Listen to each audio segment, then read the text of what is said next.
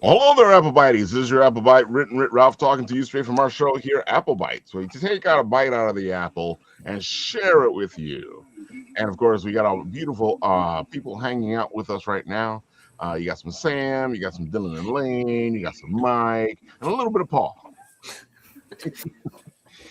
And of course, on this beautiful snowy day, I know we're all tired. I know I am of going out there and shoveling that snow or dealing with the blizzard in general.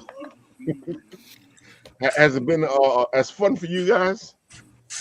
Nope. I had fun. I had a great time. I couldn't take the smile off my face while I was shoveling out there for 3.5 hours. It sounds like I'm being facetious. Absolutely not. No.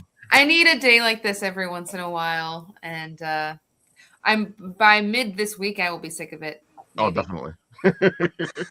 There's more snow coming. Don't worry, Lane. You'll have Good. it. Thank you.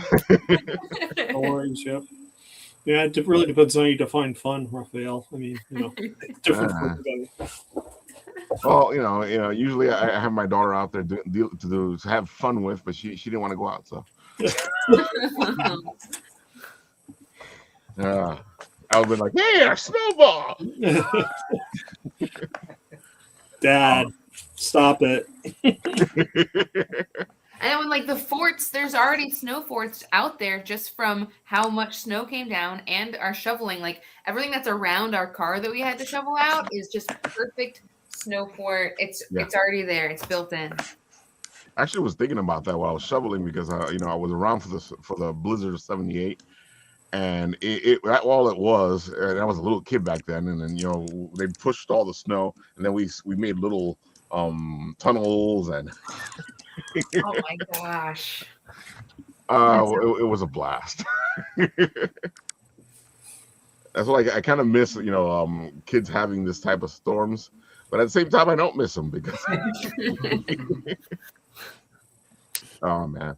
So Sam, we're gonna start with you, so you can tell all the beautiful people all about your cosmic wars, and let them know all the good stuff and why they should be following you and pledging to you and all the good stuff. Go for it. Well, first of all, I'm Samuel. I'm an independent comic book creator and podcaster. I founded Catch the Craze podcast in 2005, one of the first independent podcasting stations in the game for indies by indies, giving back to the community that I love so much. And I'm known for There's an Alien in My Toilet and for Bitten. And now I'm releasing Cosmic Wars. It is the first comic book character I ever created. I created him when I was 12 years old. His name was Scrungy, and he looked a lot different than he does now. So he's been with me my entire life. So bringing him back to the fold was like connecting with an old friend, going out after school for bike rides and drinking our sippy drinks and chips and sitting underneath a tree and dreaming about the future. So basically, the premise behind Cosmic Wars, everything centers around the Arthenian star, and he is the guardian and protector of the kingdom of Crystallia. And so he holds himself in high regard. And there was this great battle where the king of Crystallia lost his life in the battle, and Gorf blames himself for not getting there in time to save him. So he went into self-inflicted exile, and not realizing because of he feels shameful that he put the entire universe at risk. Because he went into exile.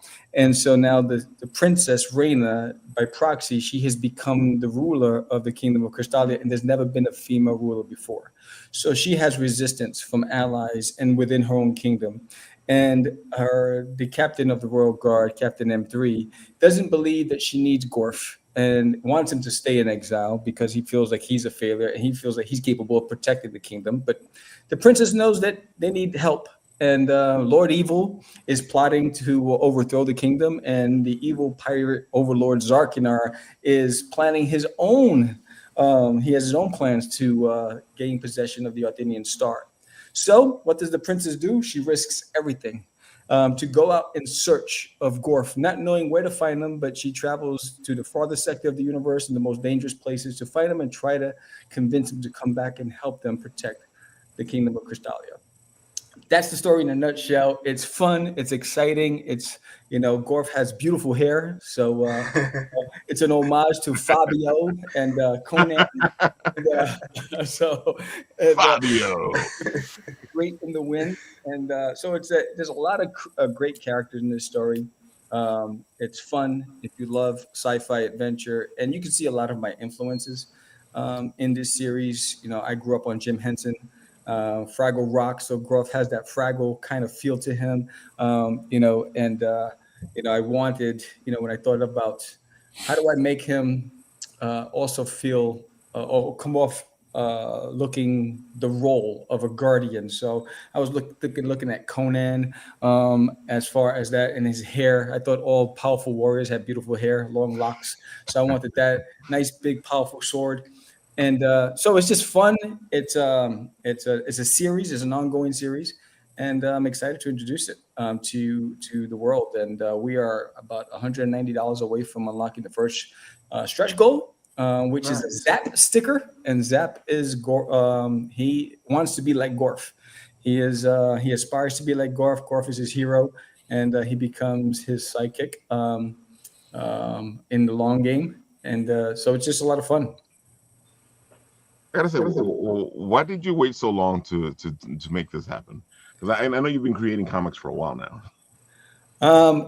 So in 2003, I released Cosmic Wars, and issue 0 and issue 1. In fact, issue 1 just sold on eBay for $100, and it's listed on Walmart.com for $104. That's crazy. So whoever got those editions from back in the days, they're capitalizing. So that was exciting. I saw that as I'm Googling Cosmic Wars and searching, to see if it's still out there. So what happened was I created Designated in my toilet, and that took over, and it took all of my time. And so Garf went on the shelf. And then I did Forbidden as well. And so as we're all getting older, and George every year would say, "When's Cosmic coming back? When's Cosmic coming back?" So I started digging through the crates, and I was like, and when I pulled it out, that nostalgia came back, right?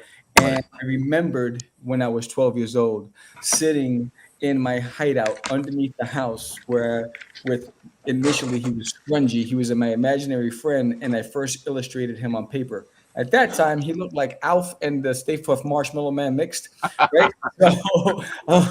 So it was kind of goofy. He evolved over the years. In fact, this is a Polaroid of let me see if I can bring it back here. I gotta take. Oh wait, let me take off the background. Hold on. This is a Polaroid of. There we go. Of Gorf. Yes, we had Polaroids back then, guys. And, so that was a model that I did when I was a kid, and that was I found this when I was digging through the crates. It's like, oh my goodness gracious! And I also an exciting thing is that when I first released Gorf in 2003, it was full color gloss. And I have 5 issues of the full color gloss that will be available. In fact, I gotta take this thing off. This ain't working. I'm not helping you. No, I know, right? This isn't helping me at all. So this is my gym in the background. So this is the original copy, first printing. Oh wow! Yes. So for every 2,000, for the first 2,000, this will be raffled off to the backers. So when we reach 2,000, I'll be raffling this full color. And look, it's still in mint condition. Wow. And then every 1,000 after that, I'll be raffling another one signed of this original from back. Do you know how old this is? Look at this Big Apple Comic Con ad. Those of you from New York.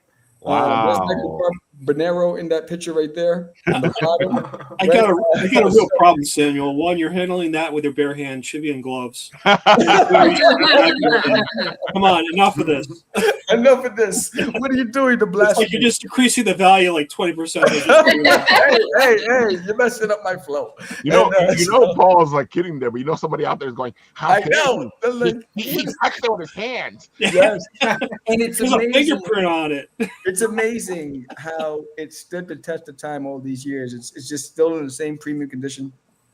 And everybody who backs the campaign, the physical backers, will get this. You become an official Cosmic Guardian. Look how big this sticker is. That's a nice sticker. So you get this, Defenders of Freedom. You get this with the pledge, and everybody who pledges $25 or more will also get this Cosmic trading card. So there's a lot to offer. And for every 20 backers, we do a raffle where you get to win some cool prizes. So we are, I think, 8 backers away from the next raffle.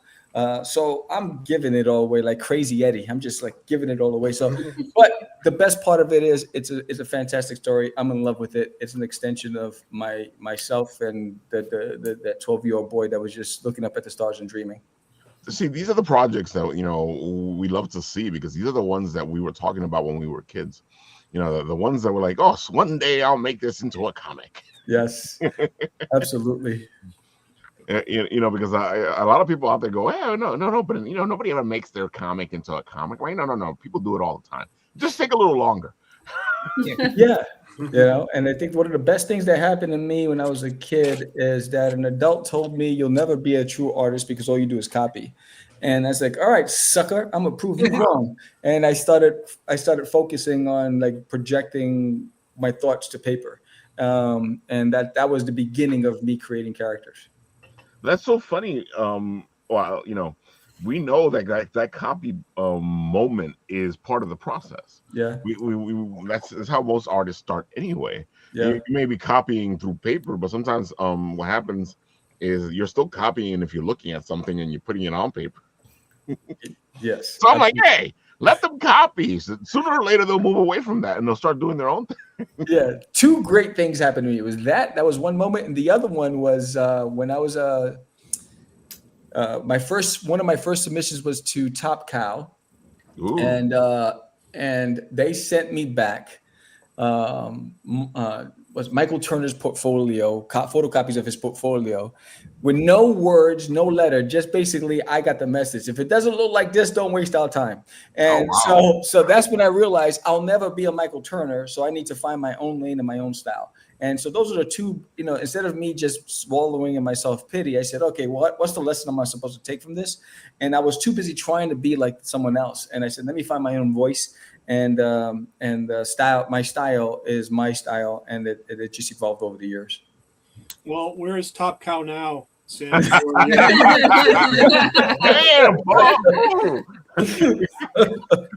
I love you.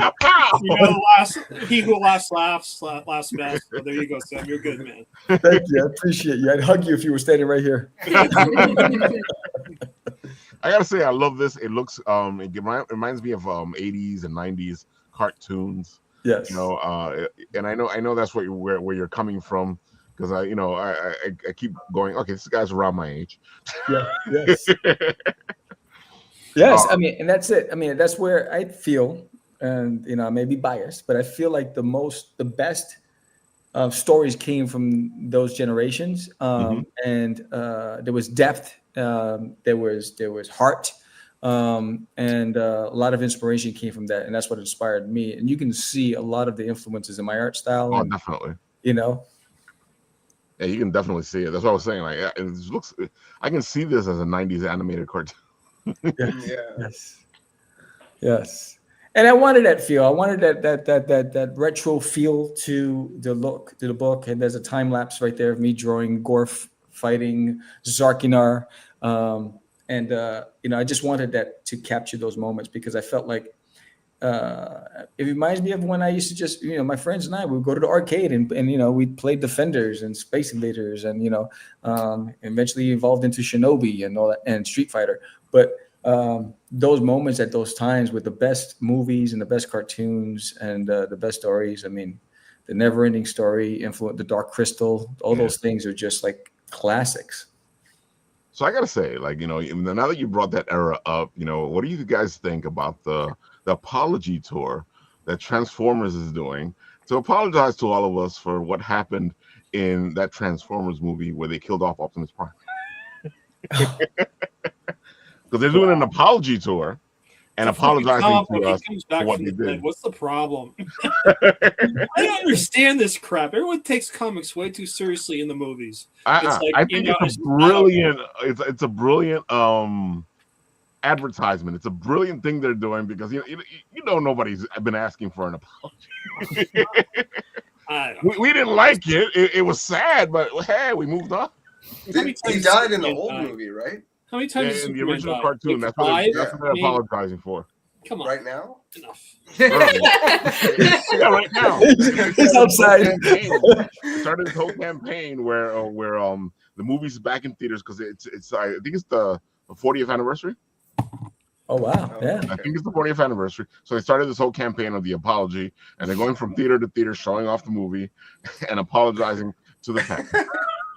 I think it's a brilliant campaign. Well, that saved G.I. Joe the movie because that's why they didn't kill off Duke. It was because of the backlash that they got from that movie from the fans of like, how dare you kill off our hero? And so Duke was just in a coma because he originally was supposed to die, and they said nope, we can't make that mistake, and they adjusted. Well, it's a good thing because they can't bring, with a human, it's harder to bring him back. And with Yeah.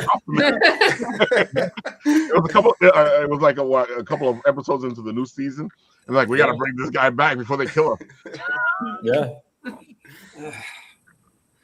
I just had to bring it up because I was like, I've been seeing it pop up on my feed, and I'm like, this is funny. I can't stand this. This is just like I find it cute. Man. I find it hilarious. It's like a freaking comic book. Just bring them back. Dude, and I saw like they have a Matrix that they've been showing off, and I'm like, can I buy it? Wow. And it glows and it's huge, and I'm like, ooh. That sounds awesome. That's why people go, oh, the Transformer movie, and I go, oh, the animated movie, and they go, no. I'm like, there's no other Transformer movie. They were thinking.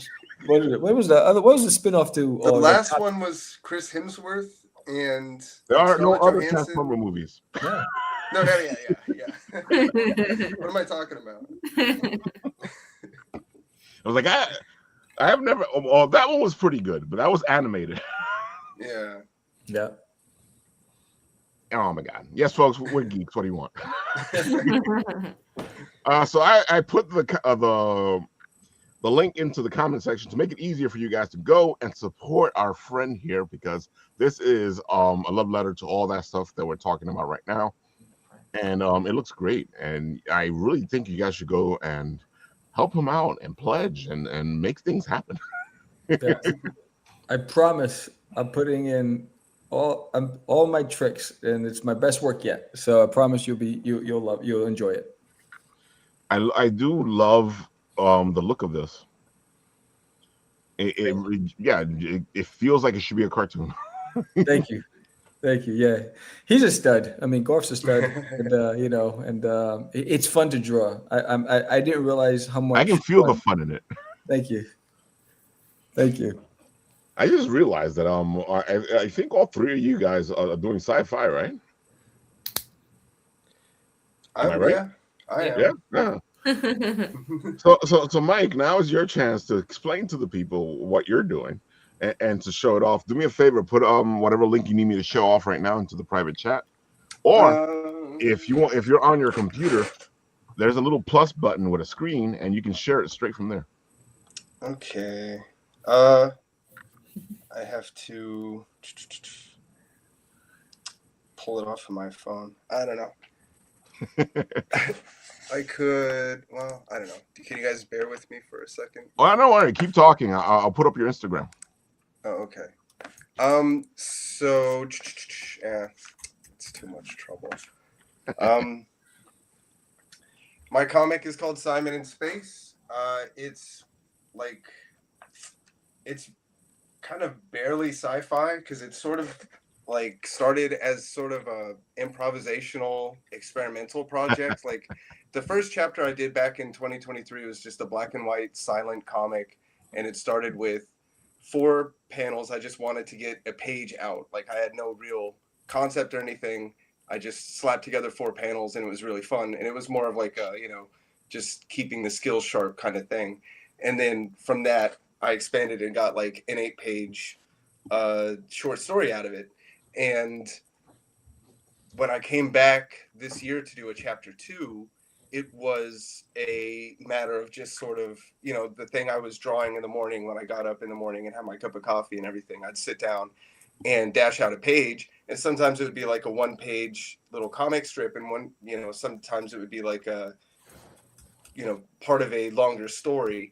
And I had a vague idea of where the story was going and kind of the theme I was getting at, but I sort of let the characters and the kind of drawing I wanted to do guide where I went with it. So the style kind of changes as I'm going. And I also kind of went back to my like art student kind of roots and wanted to do something a little different with this. So I stayed, for the most part, very, very like hands off digitally. Like I would just essentially take a picture of the page on my phone and then use that as the final image, so that it, the effect is like almost like an art book or like one of those like artisan editions or something where you're looking at like original art, but if you put the original art in order, it tells a story. And then in between each chapter are these little interludes of the 1-page comics I did that give you a sort of window into the character and just like what are his thoughts on certain things, or like what is he up to, or just building him up a little bit so that you find out more about him and kind of like him a little more as the main story progresses, because so much of the main story is just also me, working stuff out artistically and kind of drawing the stuff I want to draw. So it's very, improvisational, experimental, but for whatever reason, this is what's getting like the best response out of people that I show it to. The pros that I share it with, I get such a better response from this than anything else I've ever gotten. And then I don't know, I feel like people are connecting with the characters, people are connecting with like, where it's kind of going, what the journey is and everything of the process of making it and everything. And I've been putting it in stores, and I just put all the chapters together into this. It's a 32-page kind of compilation of book 1. And so that's the first 4 chapters. It's 8-page chapters, 32 pages, all black and white. And then I am probably going to finish the 5th chapter this week. It's a tribute to Will Eisner, and it's Simon like going into the afterlife, I guess you'd say, or like more of like a, astral plane type of thing. But it's like Will Eisner theme a little bit, Right. But that's all I'm going to say about that. Then I had some preview pages, but they're on my phone and I don't want to waste anyone's. Are the headphones necessary? I was worried about like an echo or like, being. Oh, you were fine before. I was surprised you put the headphones on. Oh, okay. I didn't know, because I've seen people like on these shows before, like where they cause the echo or whatever, and then everyone's like, "Oh, is it me?" And I didn't know. Usually, right away, because like when you come on, you'll hear it right away. Yeah, and then I was like muting and stuff. I was like, "Oh God, can they hear me?" Don't worry about it. We all learn. We live and learn. It's live, folks. Live, which is why I love live, because live just happens live. Profound. I gotta say, like you really have. You have a lot of hustle, and one of the things I love on the show is hustle. And Thank you. I was first introduced to you because Paul had ran into you in Bronx Anime. Yeah. Yeah.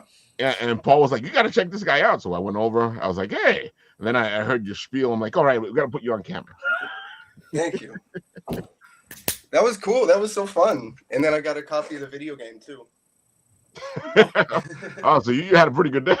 Yeah. That's true. You did get a copy of the video. Yeah, I booked that con. So I moved back in August, and so I was working on a lot of this stuff and sort of building it up for the last few years without living in New York, because I had to live somewhere else for a little while. And I actually booked that con where I used to live for a little while, and then I didn't really know what to expect. That was my first con, and I barely really had anything kind of finished at that point. I was like selling old stuff. It was weird. That was so funny. I gotta say, your book is more of a zine. You think it's Yeah. easier to do it as a zine than it is to go all the full way into comics? I mean, like I have other stuff that's more, Oh, we know. a Yeah, comic. You know what I mean? But I think what would that's happen why I'm was asking you, because you got what happened both. was this. I started hanging out with John Somoza. And Drake Tinta, if you don't if I know exactly who he is. but for the folks at home. And he's got the Supernova Gods Yep. series, and he introduced me to the kind of ashcan format and encouraged me to start trying that out. And I would try to go to the stores in town and show them my comic, and they didn't want the stuff that I thought was good. And the stuff that they thought was really cool was like the weird black and white Simon and Space stuff that I'm like hand lettering and everything just for fun, like just something for me to do to pass time. And they're like, "That's your best stuff. More of that. Bring more of that." So I started making these 8-page chapters so that I can make ash cans. Throw the ash cans out there as like promotional, like some like a little $2. Yeah. Like a tchotchke, like a pog or something. And then, wow, that's a 90s ref. That's a throwback reference. or like after a certain amount, like an arbitrary amount of chapters, then I would start selling the actual comic, and then it would have that sort of like DIY feel, because it just if like the kind of philosophy in these spaces is that anything that has a sort of commercial bent to it, or is attempting a commercial bent, even though you're at the level of like a creator-owned DIY type thing, Yeah.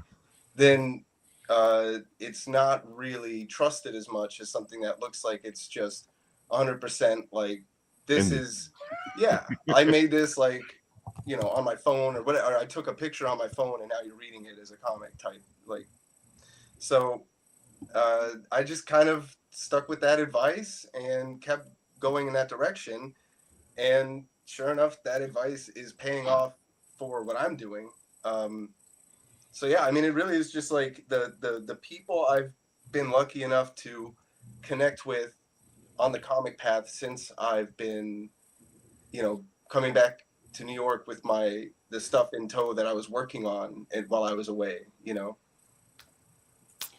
you think it's easier to do it from here, from New York? I mean, well, like, do what? What you're doing?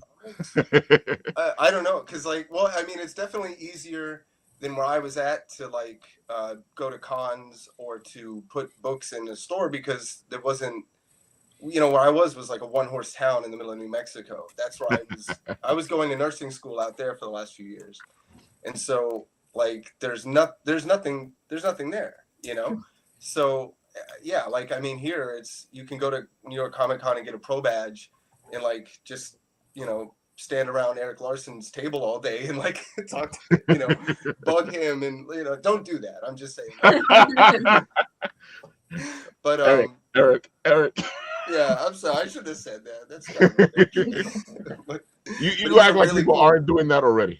No, yeah. Well, no. There was one year where like the following year he did a run on Spawn, and that October before that came out, he was working on the pages at his table at the NYCC, and he was letting me flip through the art, like nice. His Spawn pages. I was like, this is incredible. This is so cool. But because it was like a Jack Kirby take on like Spawn, like going to hell.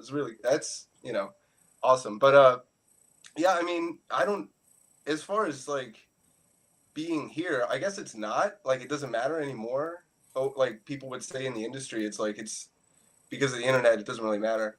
But for me, it matters to me because I'm inspired by being here. Like it's part of, it's like in my bones. Like I have to get out and walk around and like be around the the people and the restaurants and the people on the bicycles and the graffiti and the the shops and everything. Like I see all of it and I process it, and then I come home and I make comic books. So but that's like everyone has their their place where that's true for them. You know, it's just for me, it's here. Yeah, you're right. Like, I only asked that because I find that some people find it a little easier to be here in New York. And we do have a huge indie scene, but I've seen the indie scene in other cities and other states. So, I'm not picking one over the other, folks. Don't start with the, okay, Ralph, I see what you did there. All I'm saying, because that's exactly what happens all the time. Right. I'm getting the hell out of the tri-state area as quick as I can. Thanks a lot. Oh my God. I gotta say, I do feel like I love the pink. Oh, thanks. The pink really makes it stand out. Yeah, I for the cover, I didn't really I wanted it to be like very like an 80s punk rock, Oh, it feels like it. like a single or something, Yeah. like very loud, but I couldn't really nail it, and then I just went with like, what if I just did one other color? Like it's black and white. What if I just added like one more thing? Yep. And like like solid magenta, or at least it started as like just solid magenta, and I think maybe there's now more yellow in it, but like that just happened to be just something I wasn't really using at the time. I don't know. I don't think I own this yet. I think this was a total isolated incident. This is not to like. I gotta say, but that's when we do our best things is when we do it by mistake. Yeah, absolutely. Because that's the moment, like you were saying, like you people will look at your other stuff and go, this is, and you're like, this is stuff that you guys should be checking out, and then they go, no, this other stuff we want to check that. Yeah, that was the weirdest thing, but luckily I had that stuff on deck because I was like, all right, let me go like run off some copies of this and bring it back, and it's been a weird sort of I before I went off to New Mexico to do my nursing school thing, like I was out here trying to figure out my path for a long time, and like I wasn't like really, anytime I met someone I thought I could collaborate with, it just sort of like fizzled out. Like it never I know that materialized. Like I couldn't really count on them to meet any sort of deadline or milestone or anything, and it was kind of discouraging. Like I didn't know like how to get into any kind of scene, and really that mostly changed. Like actually it was like 100% night and day the summer that I bumped into John, and that really kind of kickstarted everything, because he was the one that was like, try going to Matt at Forbidden Planet. Yep. And then that was like, I mean, it all just spiraled from there. So yeah, folks, we all know John. We've had him on the show. He's a great guy. If you want like information on how to do what everybody's doing, he's a great guy to ask. Yeah. And he's been doing this for a while. Like a coach. Yeah. Dude, when we had him on the show to do an interview, he brought his whole posse with him. Yeah, no, it was a great show. Why am I hearing about this right now? Yeah. Guy. No, but there's a really cool picture of me and him and Todd McFarlane on my Instagram. Oh, there is. Yeah, I remember seeing it. It was so funny because I was running inside and I was like, all right, John, I'm going to try to get one of the wristbands to go see Jim Lee. And I'm going to give Jim Lee a copy of our ash cans, and it'll be really cool. And then we were like, all right, break. And I run and I turn and I see Todd McFarlane just like walking with his briefcase like outside of Comic-Con. And I'm like, Todd, what's up? Let me get a selfie. And he's like, let's go. And then I looked over and John was there. And I was like, John, get over here. And like, we just sort of like, whoosh, and then that's a like, great picture, man. Yeah, in and out, bam, like scattered. It was really cool. I know he appreciated it, because some people like try to keep him up. This it's like he likes those one shots. Let's go. Yeah, and that was the first year, because I hadn't been a NYCC since 2019, but I don't remember Todd needing like a lot of body men around or whatever, like to kind of but for whatever reason I just caught him like solo dolo outside of the NYCC, and like that was a cool moment, and he knew who I was because I always like lurk in his fucking panels. I'm sorry. I know you. I keep an eye on you.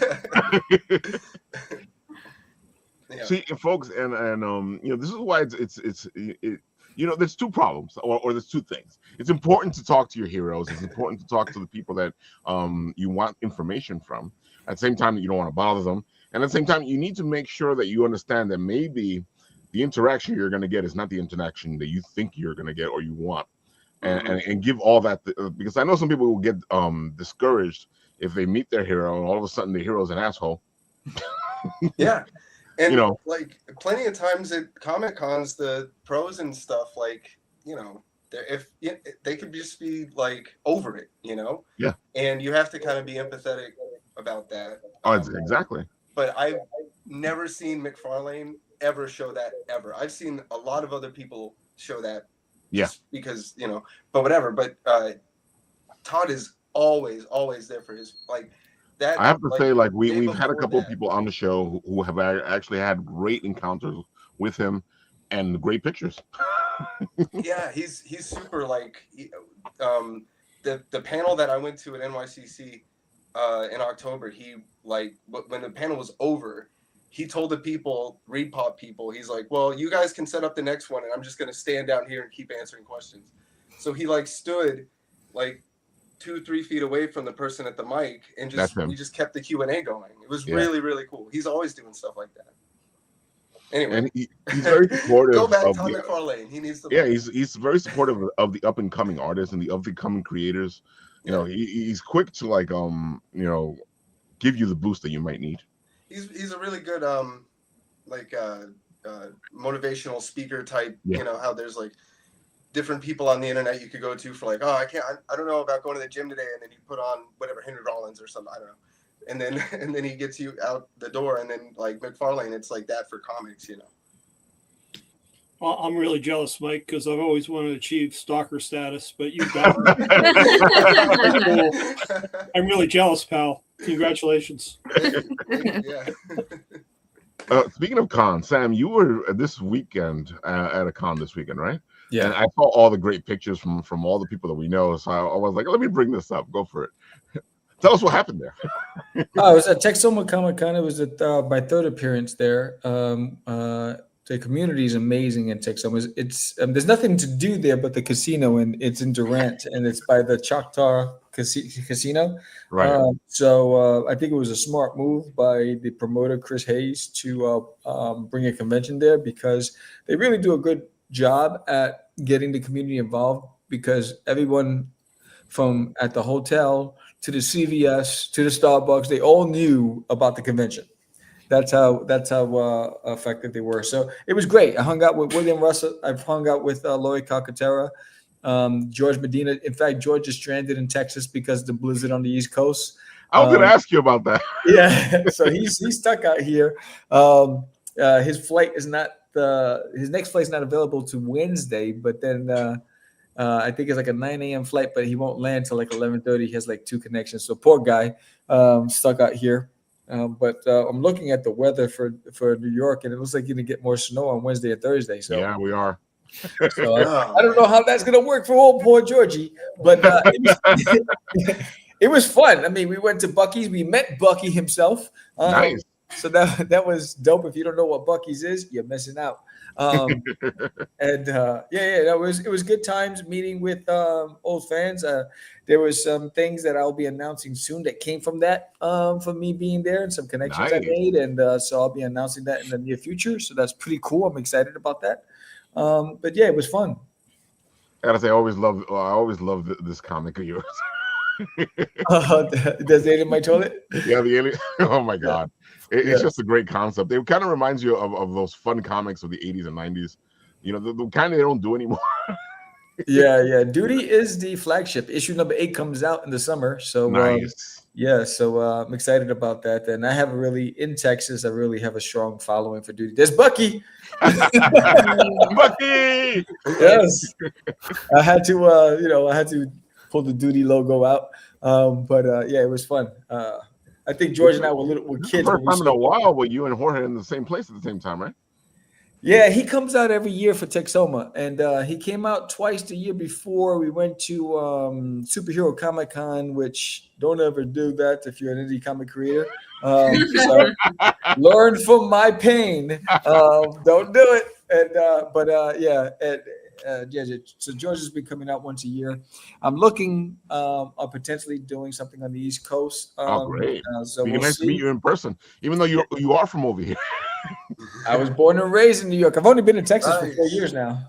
So, yeah, there's Laurie. We went to the Roadhouse. We didn't get to no bar fights, but it was fun. And there's Robert Bevan and William Russell. So yeah, it was good to hang out with everybody and pretty fun. My next show is LitCon, and there's a Relish. She's one of our biggest fans. She's amazing. Yeah, and then that's my booth. That's the next one is my setup, Nice. which is very Wow. yeah. That's impressive. Yeah, it takes a long time to set it up, but I was gonna say it has to. yeah, That just showcases how long you've been doing this, because if you have that much stuff. yeah. It's I have a lot of inventory, and it's I love setting it up. That's the best part of it, is just putting it all together, because it never looks the same. And so I got to showcase Forbidden, which is my fantasy series, which is on the far left. So I had to make room for that. So I bought a smaller 2-foot table with me to create a waterfall display for that. Which was the Kickstarter we just did recently. He was on the show talking about it. Fantastic book, especially the hardcover. Oh yeah. That's the one I was trying to get, but I was like, I don't got that kind of money. It came out beautiful. The world maps came out beautiful. The gold foil trading card sets came out amazing. So yeah, it was fun putting that together. And now I'm working on print on demand national distribution. So I'm working on that right now. So yeah, folks, go check him out. All beautiful stuff. And of course, his Kickstarter is in the comment section, so you can check out his stuff there in the Kickstarter. Yes, absolutely. You can also get those as add-ons. That's why I said it. Oh my God. Speaking of conventions, Dylan and Lane, you guys are getting ready. First of all, you were supposed to be at a convention this weekend, but that got delayed to March 14th. And that's already an interesting one, because that's in the St. George Theater, which is like in Staten Island, New York. Yep. Exactly. And it's one of those I'm missing words here. It's a classic historical theater. There you go. And I just like the fact that and I know you guys did it already. It's in the theater itself, right? It's in the lobby. Mm-hmm. Yeah, because then they show a movie at a certain point in the actual theater. In the theater. But yeah, it's like in the light. It's kind of cool. It's beautiful. Yeah. The lobby, is just gorgeous. Like the art on the walls and everything. So yeah, every inch of it is so cool. It was really very unique spot to have a convention. Yeah. So yeah, I'm really glad that it got postponed, so that hopefully more people will be able to go, since it won't be during the storm. and it's on a Saturday, which yes, should drive more people there, hopefully. Yeah. And we'll have you, if you guys are available, we'll have you come on that week and talk about it right before the show. Absolutely. Yeah, awesome. Spread the word like we're doing today. But first of all, before we get on to where you guys are going to be this weekend, because this is a busy weekend, folks, why don't you tell the people all the good stuff about you guys? Go for it. All right. Well, we so Lane and myself, we co-write a comic series called Starside. We just put out the volume 1 just in December. Mm-hmm. And wait, here we go. Oh yeah, there you go. I'm glad I got to you safe and sound. Yes, we did sign it. We signed it for you. I promised. you guys are great. There it is. Thank you for the support. Yeah. So in this downtime now, we're kind of we pivoted to another project that we've been slowly working on, but now we are really are going to ramp up that production. It's a shorter, concise story. Starside's more ongoing. This new story, The Devil Himself, is a single one graphic novel, and we just we've been crafting it for years, and we finally feel like we're in the moment where it's like, let's just do this. Yeah, now that we've reached a good pausing spot for Starside, and the themes of this new story just feel very relevant and important to us right now. And so we're just like we're getting back into the fun of writing since we don't have like a Kickstarter looming or that we need to be preparing for or fulfilling. It's really nice to just remember like what it is to create, and without having to sell it immediately. Yeah, You know, when we when we do the issues for Starside, like once they were done, we then immediately went into, as Jordan would like art the next issue. We would then prep the Kickstarter and all the that. 3-month process of doing Kickstarter. And you know, it started out kind of fun, but then it really kind of like, you know, got really grating. And I mean, we like doing it. Like there's a weird flow during like the packing process where like it starts off really tedious, but then like we get kind of slap happy doing it. You know, it's put on some good music. Yeah, but I mean, and also like Kickstarters, we love for the community there and like the people who we communicate with, who back us, who like whose names we recognize now after all these years. Like that's so nice and so wonderful. But then like the actual work of posting about it and running it and all this stuff is like so draining and like not creative. So it's really fun to get back to what got us into this in the first place. But you know, we didn't mention like, so the Kickstarter for the volume is complete, but it is available on our website that you are on right now. So yeah, here's like the standard cover. I know it's dark in our room right now, but hold on a second, I'll put you up. Oh yeah, much easier. Oh yeah, so we have a limited. There you go. Oh look, shiny. Printed only 100 of the hardcover, although they also sent us like the run over, so there's technically more than 100. So if anyone who backed it got a number that's over 100, it still counts. Like I don't know. There's still a limited number of them, but yeah. So there are our books that we'll bring to all the conventions that we're doing and are on our website as well to be ordered if you're not local. So yeah, Starside, and we're also like we've, you know, halfway outlined volume 2 of Starside. Like it's not going anywhere. We still have a lot of story to tell with that, but it is really nice to folks, they're not done yet. I've had conversations with them. I really need to teach you guys about marketing. I mean, you take that over and you say we have a limited edition of specially printed, books that were done aside from the 100, so it makes it seem even more important. Oh yeah, that's true. The problem was we got them all individually wrapped because we want to make sure they were super safe in shipping. So we have no idea what numbers any of them are. So we couldn't hold back like 105 or whatever, and or even 1 for ourselves. So everyone just got a random number. What you're saying is, you know, yes. And I'm going to talk as a collector. What you're saying is, number one's there's out a bunch of issues out there. They're going to cost more than the rest of the issues because they're not. So I got number 1 then? You're telling me? I got number 1, Lee? Is that what you're saying? I got number 1. It's the site, man. 1 of 100. I love it. Yeah. See, I help you guys out. Yeah, well, actually, I wanted to kind of message the Kickstarter and be like, just curious, did anyone get number 1? Yeah, we put in the updates like, hey, if you get number 1, like let us know. But it's possible it's still in a box in our house. Yeah. It is possible because if you guys are sending out issues at 104 and 105, that already tells you something. It says it on the. I missed it. It says on the front, on the inside front. Yeah. Sorry. Which number did you get, Paul? I got 38. I was going to say first 50. I'm good. Yours is one of the first we opened to sign it, and then somebody else wanted one, and we did the same. And when we opened theirs, it was like 108 or something. What the heck? Yeah. See, these are the things we love as collectors, though, because those are the things you look for. Yeah. It's those odd issues, the rare issues, or things that happen, or misprints. Yeah. Oh, we collectors love this stuff, folks. I hope that it'll be worth something someday. That'd be great. Yeah. Well, look at what Sam was saying. You guys did a great job with it. It looks awesome. Thank you so much. Look at what Sam was saying. His book, and this bugs me out because I've talked to a couple of indie creators before, and they've said the same thing. They go on eBay, and their book is selling for $100, $200, $300, $400, and they're like, if I would have known, I would have kept 1 or 2. Yeah. Oh, we have made sure we've kept. I mean, We it's do. mostly for our own sentimental It's- yeah. value, but the pipe dream is that decades down the line, our ones that we've kept for ourselves will be able to auction off for a good cause or something. I don't know. So you guys are actually part of this. This is the second year they're doing it. It's a fantastic little thing here. It's in Bushwick, which is Yeah. easy to get to.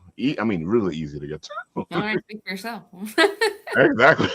Oh, wait, that's right. You guys are in Staten Island. Yeah. It's right. It's not a It's not bad awful. drive. It's not Yeah, a bad yeah. trip. It's fine. So what made you interested in this? I know I've known about it for a while. Yeah, well, so I think first for me this year, I felt like I wanted to try to do more local events. Like we typically do, like more New England. Mhm. Like I just because they just have events that are better timed to our schedules. Even like certain ones that we used to do locally, they either don't happen anymore or they do, but we just felt like the last time we did it wasn't as fruitful. So we just felt like, you know what, let somebody who maybe deserves a table there. Yeah. They get that table, we'll take a step back. It's a better fit. Yeah, better fit for maybe other creators. So we but I still wanted to do something local. And so the one that was got rescheduled, Comics Con, I was glad that they approached us to do that again because it was fun. I like the venue. We like the venue, and then this one just seemed really cool. So I reached out. Did you see it on Instagram? Yeah, I saw it on Instagram and I reached out and I just said, hey, do you guys need any more artists? And they said, unfortunately, it's full. So I said, all right, no, I'm, thanks for, responding. And then maybe a couple of weeks later, they said, hey, actually somebody dropped. Are you interested? And I said, absolutely. And it just seemed like the perfect, really small indie. There's only 14 like creators that are going to be hyper-local. there, 14 Yep. exhibitors. So it's incredibly We know most of them, folks. yeah. So you can easily see everybody. It's not like these artist alleys where there's just so many rows and so many people. Yeah. You're bound to miss somebody. You can see everybody there. It's free. It's all ages. It's in Bushwick. So if you're in the metropolitan area, it is quite easy to get to. And Mindy's just been an amazing organizer putting this together, and Mindy's amazing. And promotion about it and everything, and it just seems really cool and fun. And I'm really excited to see Mindy's projects and like everyone else who's there, like all the just indie creators who we've never met before and projects we haven't seen. What else did you want to share about the event, Dylan? Yeah, so I asked her for like some information that we, it's our first time doing it, so I can't really speak from experience, but there's going to be like a draw jam, which is cool. It's actually a little local cafe by us that was doing like a comics jam where everybody would do a panel, artist or not artist, and Love that panel that got canceled unfortunately. But yeah, they're doing a draw jam. There's going to be like workshops. There's going to be a live DJ for half of it. The last half. And but yeah, it's, again, the most important thing, and I think the thing that I think is the coolest is that it's free. Dude, say that out loud. It's free. Yeah, it's free. Yeah, it's usually a barrier to entry for some people, and I completely understand. It's free. It's all ages. It's a community event, Event. Again, 14 people. You're bound to see everybody in the room at least twice. Yeah. But I like when these locations, comic stores, or this is a coffee shop, does a bunch of different things where they showcase the community, they showcase the creators, the indie creators. And folks, this is one of the things you want to check out. This is one of those nice things where you actually get time with the creators, and you actually are able to see what they're doing. Talk to them. Because usually in the bigger cons, sometimes you don't have that kind of time. Yeah, absolutely. Yeah, of course. The 6 great times for having an afternoon, and Yeah. And comics and caffeine are like my 2 favorite things. I'm sure it's aptly named for most creators out there. Yeah. So, yeah. I was gonna say, man, we do comics and caffeine all the time, so Yeah, that's my life. that's how we live. And of course, it's in the Caffeine Underground, which is a central in Bushwick. So dudes, caffeine and comics, come on, Excited to get some kind of a treat beverage, and I don't know. I've never been to Caffeine Underground. Yeah. I'm gonna Have a feast. See, if I get to go, which is my plan, it'll be the same thing for me. I've never been there before, so I'm like dying to check this place out. Nice. Yeah.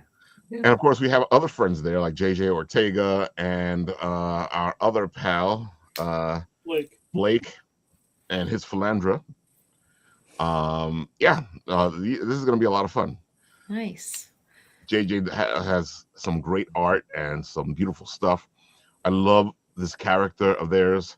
It's an amazing little character. I got the little zine when I saw them at, I think it was Bix. Oh yeah, we're doing Bix too this year. Yeah. Right? Did we? Yeah, That's we did, yeah. confirmed. Yeah. Yeah, we're excited for that. It's our first time doing Bix. I'll be there too. Oh, nice. All right. Nice. Yeah, for sure. We got to link up. Yeah. Awesome. Yeah. Again, we just really wanted to do a bunch of local stuff this time. Yeah. You know, it's just nice to be a part of the community. I feel like Exactly. we've been, like so far. And that's a great community event. Is the Brooklyn Independent Comic Showcase. It is in Industry City, so it already has a special attachment to it. So you're going to a con and you're enjoying Industry City because you get all that together in one place. And of course, it is one of those. It's an actual indie con. Right. Mm-hmm. You see independent creators at this convention. I know a lot of other conventions say they're indie, but this convention is actually indie. That's Put on by St. Mark's Comics, right? Yeah. Shout out to St. Mark's. Yeah, right. Yeah. Now, yeah. Usually it was right outside of St. Mark's, but then there was that wind year where all the wind almost blew all the tables away. And now they are in the buildings. Yeah. It was an interesting year. That's how they ended up in the building, because they were outside and the wind came through and tried to blow everything away. And It blew them into the building, and so they stayed there. Yeah. And it's a great showcase. I love, dudes, I tell you guys all the time, I love cons that have special locations. You know, Cradle Con with, the Museum of Aviation. Dude, these places are just add to it. Yeah, they just add to it. Cradle of Aviation. There you go. Cradle Con. Cradle of Aviation. You bring it up every time we meet at an event, and I'm like, okay, I'm going to write that down for the next year. And I always forget. That is an amazing convention. I suggest, I tell people all the time, go check it out, because it's a great networking, fun location where you enjoy yourself and you enjoy the location. Yeah, we are going to be there at the Cradle of Aviation in 2 weeks for tabletop, Long Island tabletop. Mm-hmm. Because we love our D&D folks. Long Island tabletop is in 2 weeks, and we're going to be there showcasing all the beautiful stuff. Shadow will be tabling at that event. So, there's another reason for you guys to go. And, of course, our friend Team Drew will be doing his beautiful stuff. But he's already sold out on all the games he's going to do. I didn't even get in, folks. I tried to get in, but it didn't happen. And they have other games happening there at the same time. If you guys wanted to try some kind of game that you haven't had a chance to try it, tabletop is the place to go. Also, seeing games that you probably haven't seen in any other place, tabletop will be the place to go. Of course, our friends from Hit Point will be there. They're going to be doing their. I was going to ask if they were going to be there, because they were on the last show we were on with you guys. Yeah, Hit Point is going to be there, and they're going to, dudes, go check this place out. It is an amazing place, just for the location alone. But then, if you love tabletop gaming, this is the place to be. When is tabletop? That is March 7th and 8th. Okay. And I would suggest Dylan and Elaine go, because they can check out the Cradle of Aviation, and then you guys can talk to the guy who does the event. I'll even introduce you to him, and you can talk and see what happens. Yeah. Seamus is an amazing guy. He's great. Appreciate it. Let's see. This weekend we have, of course, what we were just showcasing here, which is the Caffeine and Comics and Caffeine Fest here in Bushwick. We also have in Long Island HorrorCon, which I'm trying to get to for this weekend. They are there Friday, Saturday, and Sunday, and it bugs me out because their ending time is 12 a.m. Oh wow. What? So now that just makes me more interested.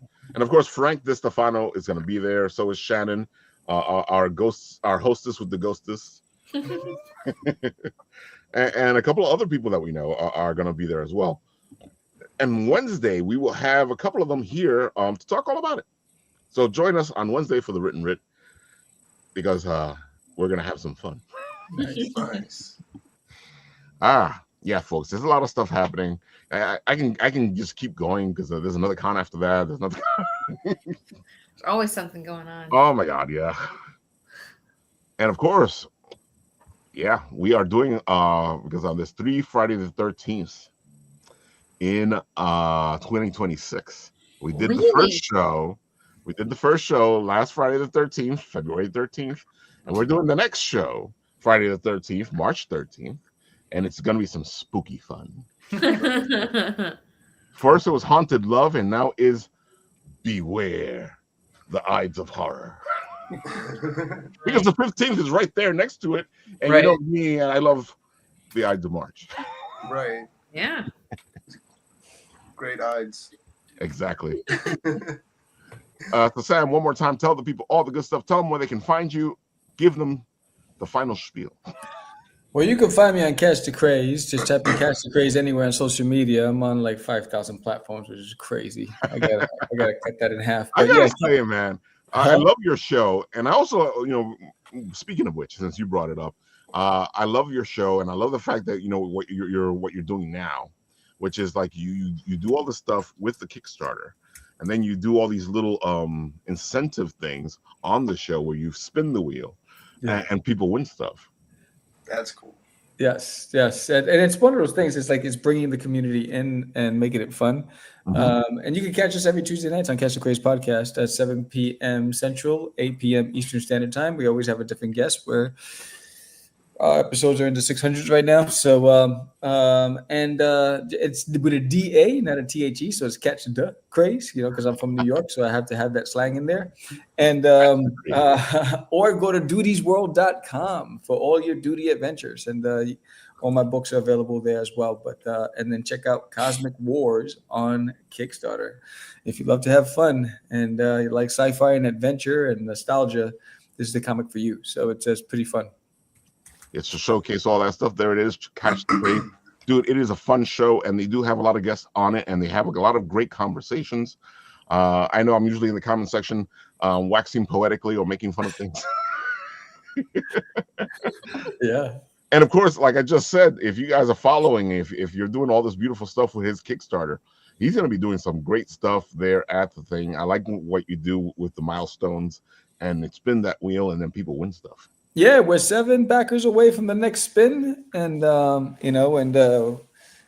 I love to always spin that wheel. The last 2 winners, one gold foil pack, 10 card pack of Forbidden. The other one won the silver foil pack of Designated My Toilet characters, the trading cards, and so yeah, there's a lot of great stuff. We have booster packs. We have just a lot of stuff to give away and just make it fun. And remember, every physical backer gets becomes a guardian, a cosmic guardian, and they get that 4-inch sticker. These are humongous. And I gotta say, dude, show that sticker again.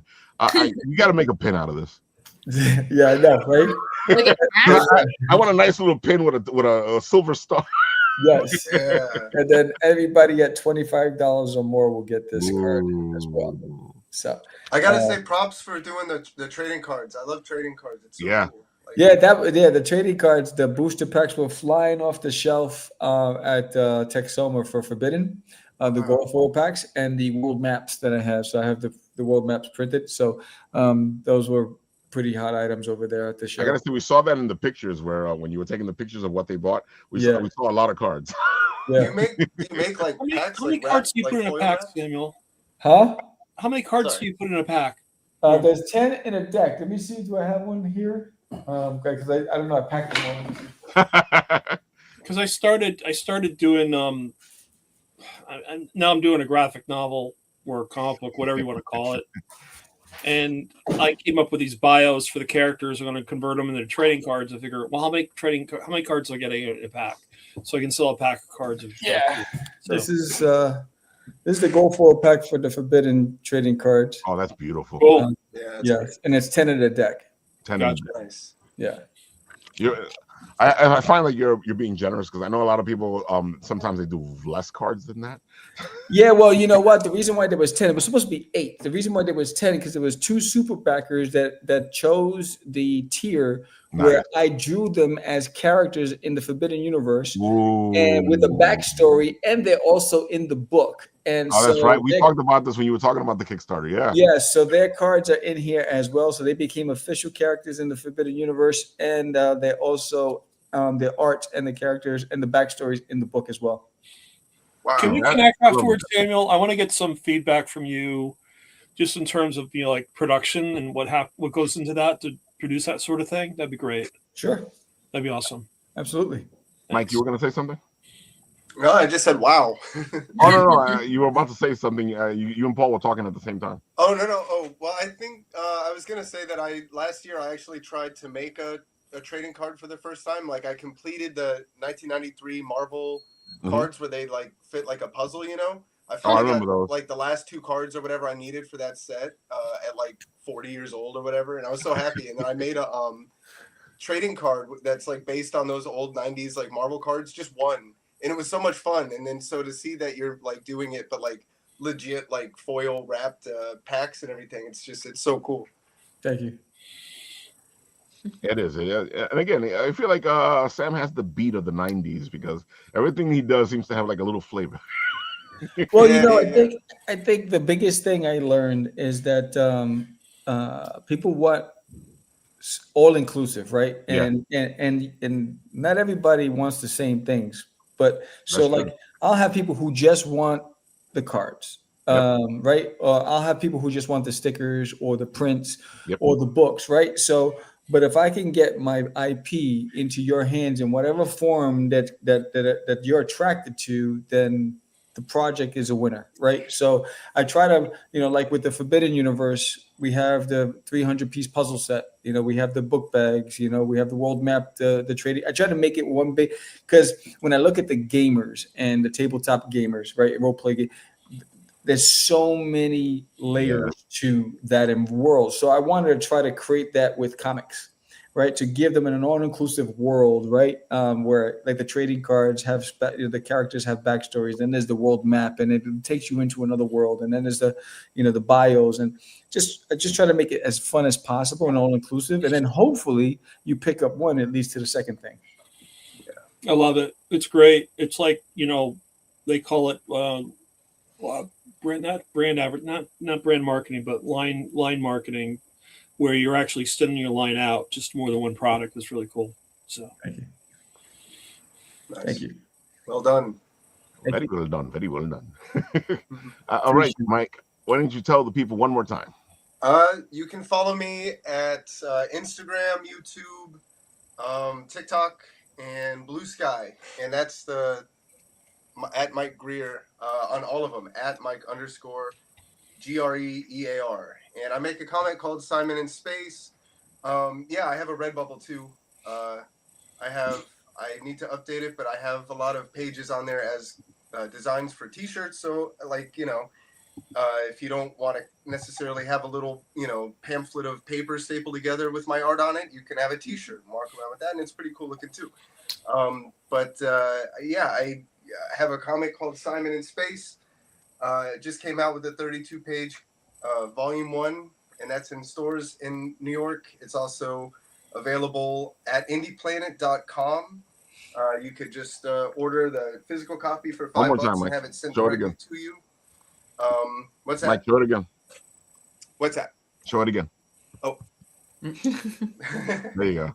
There you go. It's $2 for a digital copy on Indie Planet, $5 for a physical copy. They'll send it to you anywhere in the country, so you don't have to be at Forbidden Planet downtown to get a copy. Or $2 a month is my Patreon, and you get access to the digital archive of all the pages. Anything new I'm making, any process stuff, like supplemental stuff. And then also, like I said, the chapter 5, the newest chapter is coming out. I just got a big new iPad for myself, so I'm like making my own. I'm making my own like typefaces and everything out of my handwriting. I'm Nice. just like really sinking my teeth into the process now. So I got a new chapter dropping probably the end of this week or start of March, and I'll have that on the Patreon. I think I'm actually going to do that one like without the paywall or anything. Like I'm just going to have that as like a kind of sample of like what I'm working on and what the comic is like and everything, just to get more people into it. So that'll be like a good entry point, I think. I don't know, maybe not because it's so weird, but we'll see. I don't know how to do this stuff, so We like the weird stuff, mister. yeah. I hope so. Oh my God, folks, look at that! Look at all that beautiful stuff. I gotta say that pink cover just really gets me, dude. I was gonna say it before. The design of the character, you did a good job with that. Thank you. Yeah. Oh man. So at New York Comic Con, I went to Tom Orzechowski's table, and he told me that he was like, I showed him the little thing I was working on because I was like, I've been hand lettering my comics and stuff, and I wanted to show him. He's a letterer. I'll show him my stupid hand lettering, and then he was like, "Oh, the character designs are so great. Can I have this? Can I keep it?" And I'm like, "Yeah." It was awesome. Yeah. So like. Comic-Con was a big, that's when I kind of started to think that maybe this thing had legs. Yeah, design, because what you need sometimes is a good design of your original character to like catch attention, and I think this catches attention. And it's like helpful for me too, because I don't have to focus too much on like finer details to distinguish him from the next character. It's like I'm very like intentionally going for shapes and designs and silhouettes and everything that you could only, mistake it for this character. You could only attribute it to which this is important. Character. Yeah, and it just makes the process faster. Yeah. It streamlines it, and I get better at drawing it every time I do it. So. Yeah, folks, you want to get this guy's stuff. He is amazing. And we're going to have him on the show again because there's other things he's working on. One of the things we were going to do this weekend, but it's been pushed back. But he'll be on the show for other things. Don't worry. Yes, absolutely. And we got the Comic-Con, the Brooklyn Independent Comics. Well, that's true. You can come back for the big show. Exactly. So I'll be around.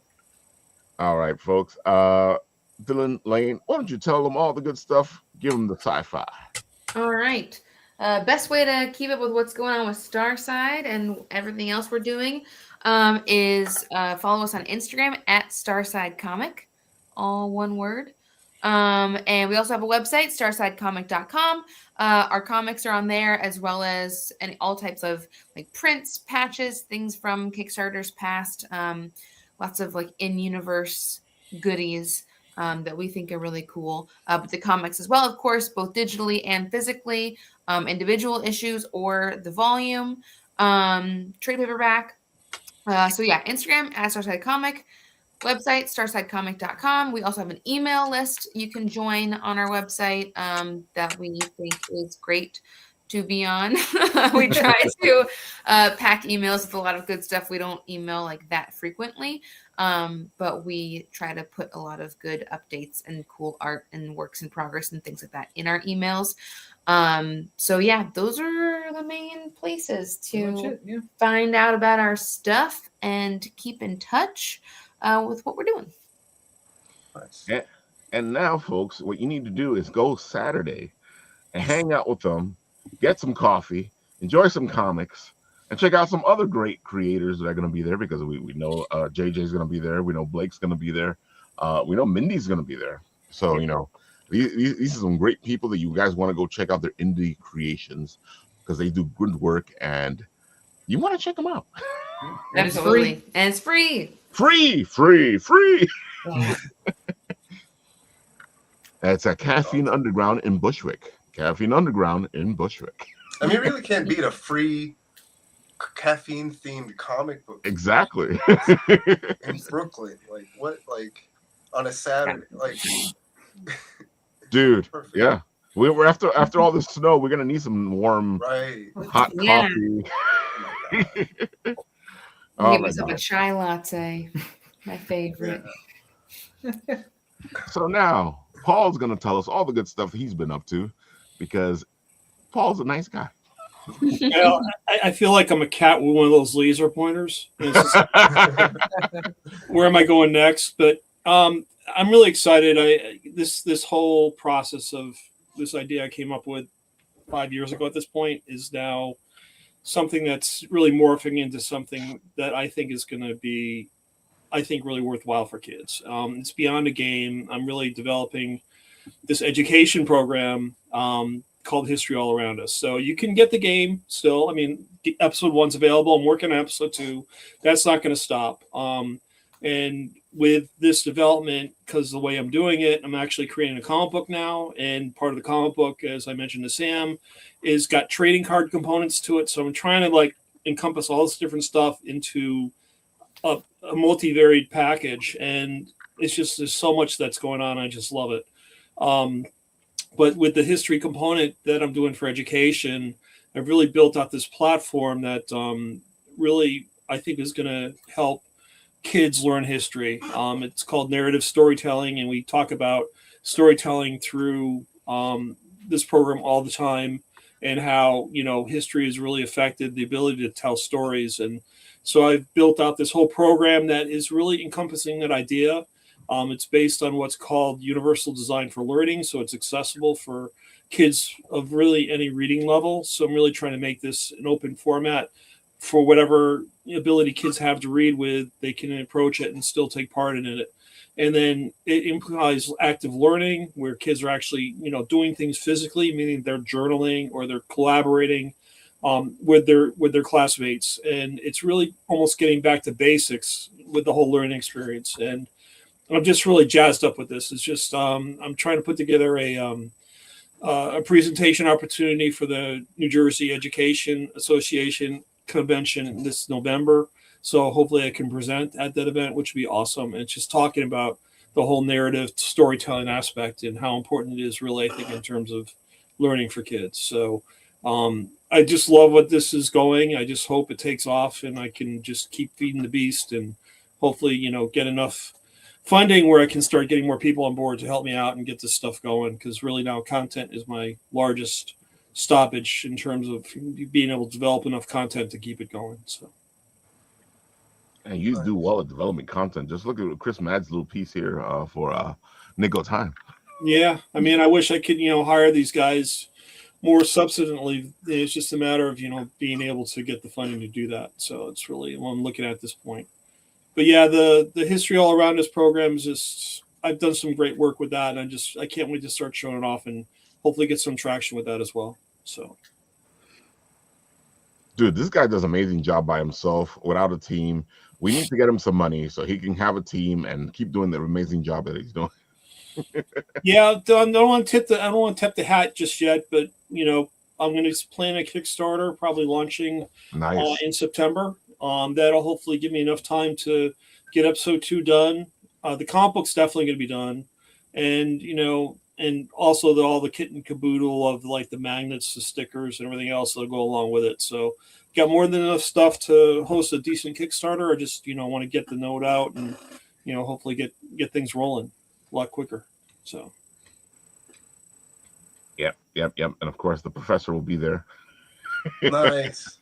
Yeah. That's how I thought you looked like that. I thought that was well, I was waiting for Mike to say something.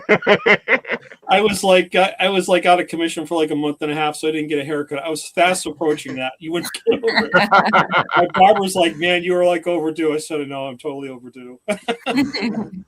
I tell people all the time, sometimes what you need is a little gimmick for your comic. And if you're the gimmick for the comic itself, it kind of helps you out.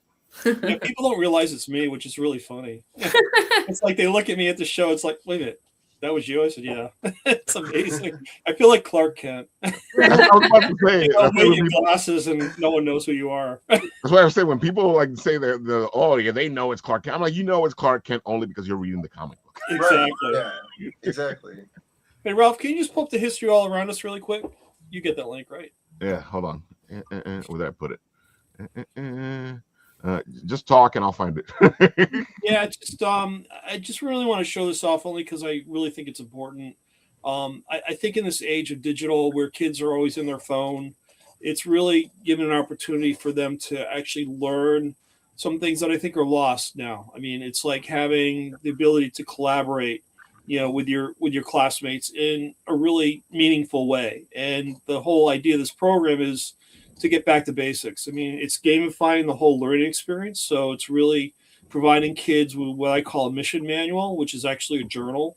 So they take that mission manual and they jot notes down every day for a couple minutes, and while they do their research. So it's a matter of them finding out, how it is to write and do it consistently, so they get better at it. And then after they get the research done, they get together as a team and they present their ideas.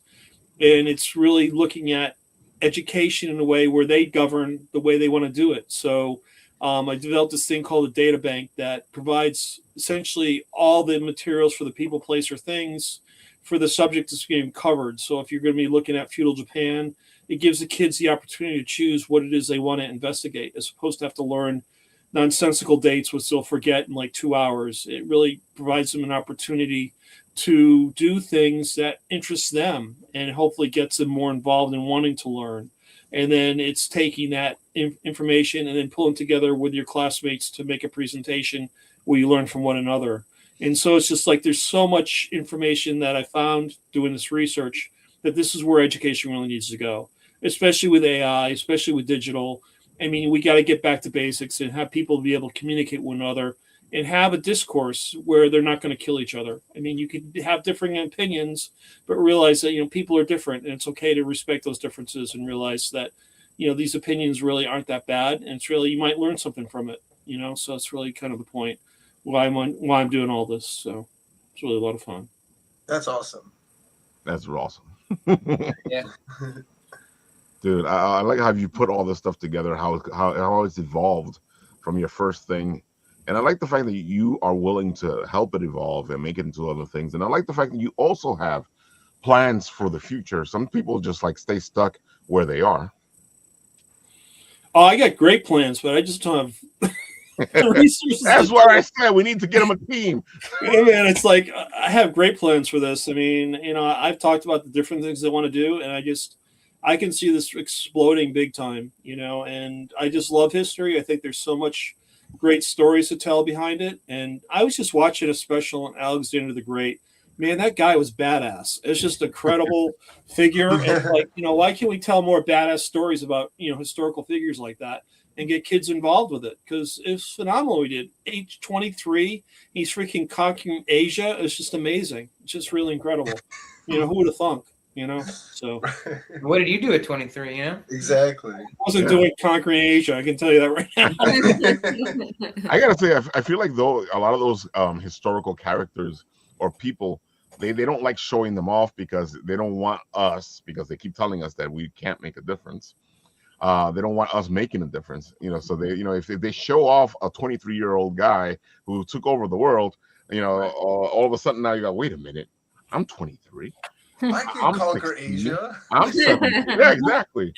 But no joke. I think I affected my wife because she sent me a text of this person she found. Let me just see if I find it really quick. Her name was Maria Sibylla Marian. I'm not sure where she's from. I have to do the research on it, but she was actually one of the first scientists, I think from the 16th century or 17th century, that was investigating insects. And everyone thought insects were like these things that grew out of whatever. But she was actually one of the first entomologists, which is amazing. She's 17th century, 1647 to 1717. I don't think you can see that or not, but that's her. Oh, no, it's incredible. And it's like all these people in history that, are just overlooked, and they're doing these phenomenal things. And I think really the messaging we're trying to tell kids, yeah, you can do great things. Don't let people say you can't. If you have a passion, you want to do, you have an idea, move forward on it. Just do what you can and just go at it all whole hog and just do it. You never know what's going to happen. And that's really the message I'm trying to get across ultimately. It's just show that other people have done things that are great, and why can't you? So. And you're living proof because of your project and how great that is. Well, I'm not there yet, Mike. Thanks. I appreciate it. You're already there. I'm just looking to get stalker status. So, I mean, I'd be happy with that. Go a few more cons and just do that. Be great. That's what I'm telling you, folks. I keep telling you, we all can make a difference. They want you to believe that you can't, don't listen to them.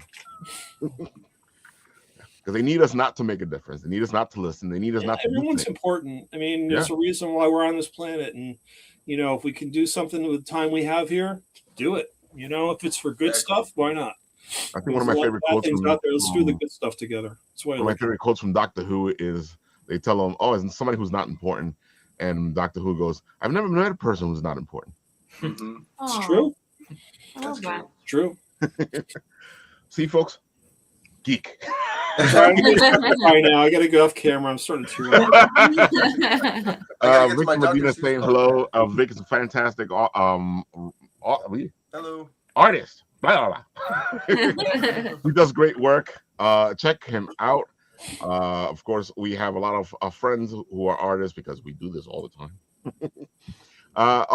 Folks, I know where Dylan and Lane is going to be. Anybody else here going to be here? I guess I know where Mike is going to be. I know where Dylan and Lane is going to be. Sam, what's your next convention?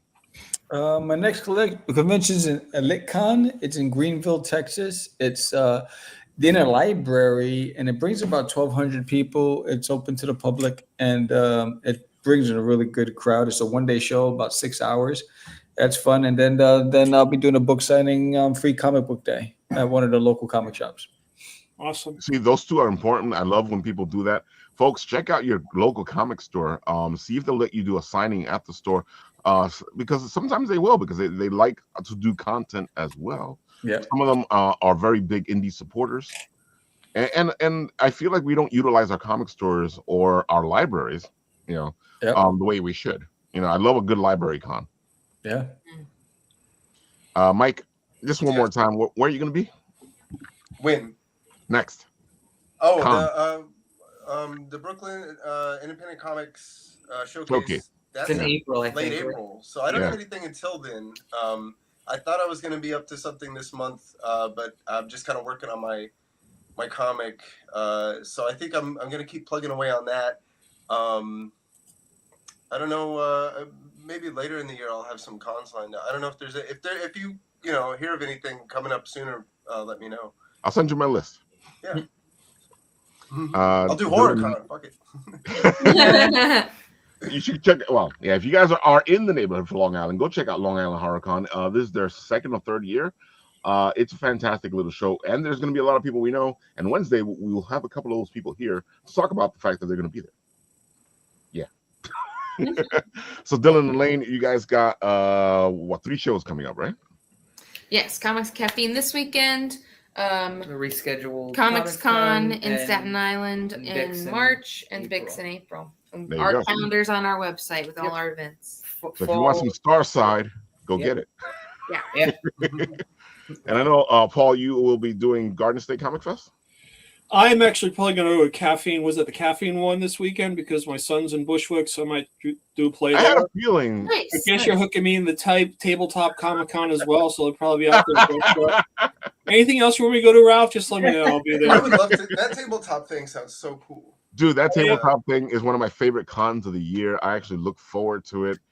Besides the fact that it's in the Cradle of Aviation. Oh, freaking Cradle of Aviation too. We're gonna do that one too, right? In June. Oh, Cradle Con. Oh yeah, definitely. Yeah, but I'm doing. I signed up for Garden State, so yep, I bit the bullet on that one. So I'll be exhibiting there. So hopefully I have some pre-Kickstarter stuff to do, which would be great. So it'll be good. And folks, if you find me, I'll put you in the trailer.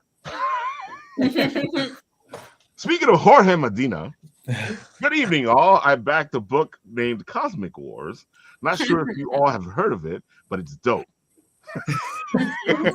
Nice. You gotta love Jorge Medina. Jorge, hopefully you get home soon. It's my boy. Yes, hopefully he gets home soon. Yeah, he's trapped. Yes, we're doing a GoFundMe for George. That's true. Get George home. All right, folks. I hope you've enjoyed the show. It has been fantastic. I love all the people here. Look, George Wonder Duck. Yeah, folks. If you haven't gotten Wonder Duck or a little thing called a shameless plug, you should go check it out. So on this show, when it ends, something like I think it's what is it? Something like this happens.